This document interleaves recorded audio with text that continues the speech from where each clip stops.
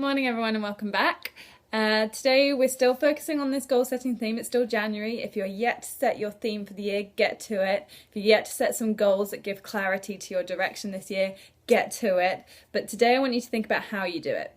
So what sounds better to you out of these two options? 1, this year I'm going to lose weight. Or 2, this year I'm going to work towards a body that I love. So personally for me it's the latter. That just works with my positive energy. But there's two things that really focusing on the latter does. You're essentially saying the same thing. You want to slim down, you want to tone up, you want to change the shape of your body. One is more negatively framed, about losing something. The other is more positively framed, about gaining something. And there's a massively different energy that surrounds the movement towards something that we want rather than the movement away from something that we don't want. One is far more inspiring and enlightening and motivating, and the other one is more of a slow, gentle drudge.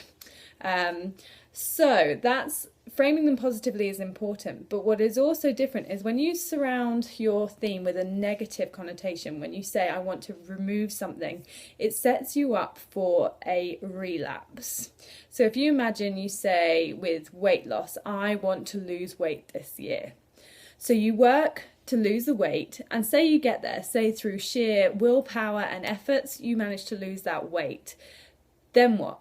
The efforts cease, the goal has been achieved, you suddenly start to slip into old patterns and that weight piles back on and it takes you way back to where you were.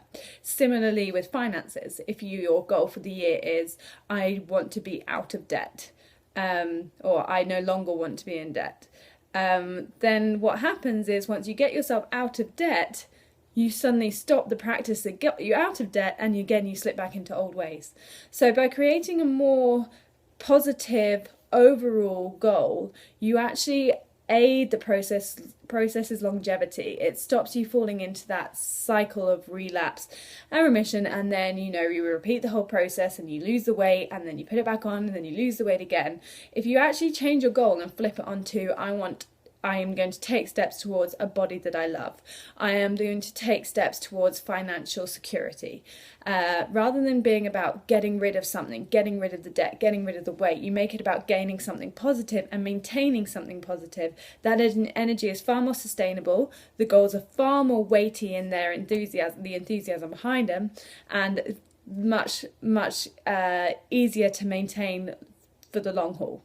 So when you do set your goals, or if you've already set them, make sure that you're framing them in a positive way. So rather than saying, I'm going to be less negative this year, you say, I'm going to be really positive this year. It's all about making your dreams and your goals something that you can add in rather than focusing on what you take away. That adds far more growth, far more potential, and hopefully keeps you far more motivated. Hope that's clear. I hope that makes sense. Let me know if it doesn't. Let me know if you like it. Thanks guys. Chat soon.